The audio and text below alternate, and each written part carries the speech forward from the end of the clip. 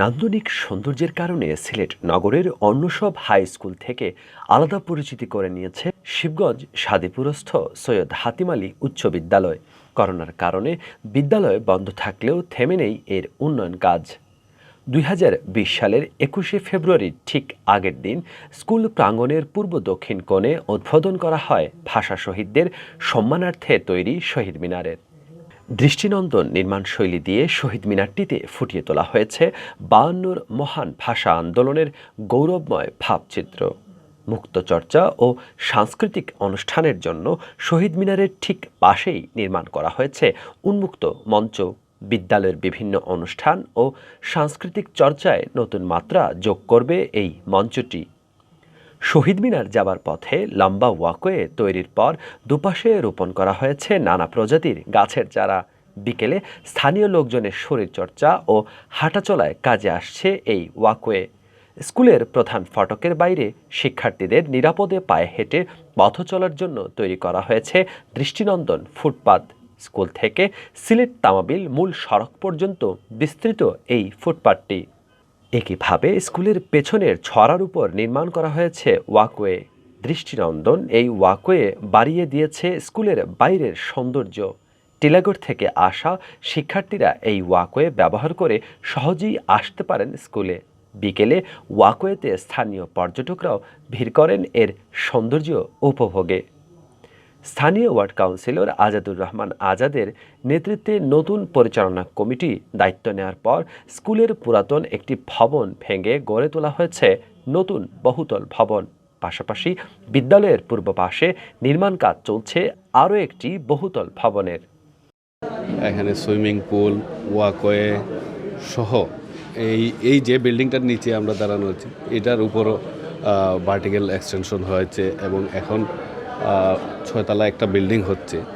এবং আমি যতটুকু জানি এটা এই স্কুলটাকে কলেজে পরিণত করার জন্য উনি চেষ্টা চালিয়ে যাচ্ছেন।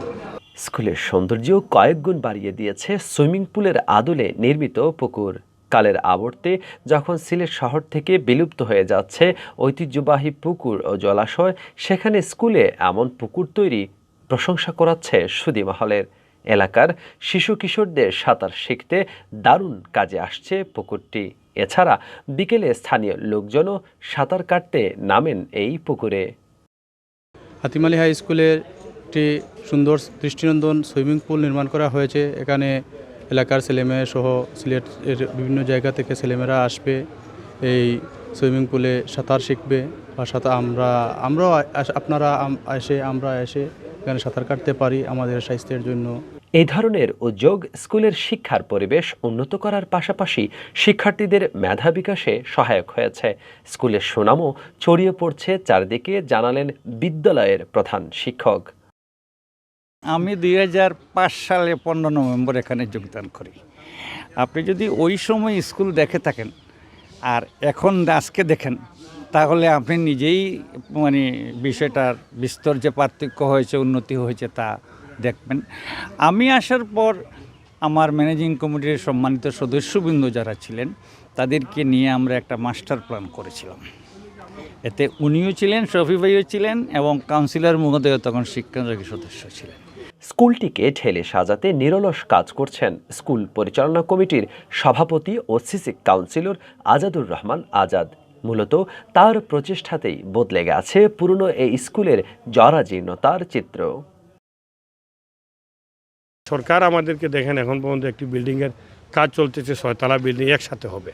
এইটা আর একটা বিল্ডিং আপনাদের ঠিক পিছনে, আমার ঠিক সামনে, যেটা আপনারা মেন গেটে দিয়ে ঢুকলেই দেখবেন 3 তলা হয়েছে। আরও 3 তলার আমাদের টেন্ডার হয়ে গেছে, কাজ হয়তো শুরু হবে প্যান্ডামিকের পরেই ঠিকাদার সাহেব কাজ শুরু করবে। তো আমাদের এই 2টা বিল্ডিংয়ে, আর তারপরে আমাদের পুরনো বিল্ডিং রয়েছে। আমাদের মাননীয় মন্ত্রী মহোদয়ের সাথে, আমাদের সিলেট 1 আসনের এমপি মহোদয়ের সাথে আমাদের আলাপ হয়েছে। উনি আরও একটি প্রজেক্ট দিচ্ছেন, আমাদের এই স্কুলে 10 কোটি টাকার একটা প্রজেক্ট আসতেছে।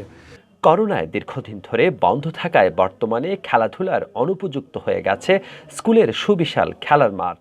মাটি ভরাট করে এই মাঠটিকে খেলার উপযোগী করে গড়ে তোলা হলে তাতে উপকৃত হবেন স্কুলের শিক্ষার্থী সহ এলাকার ক্রীড়াপ্রেমী যুব সমাজ।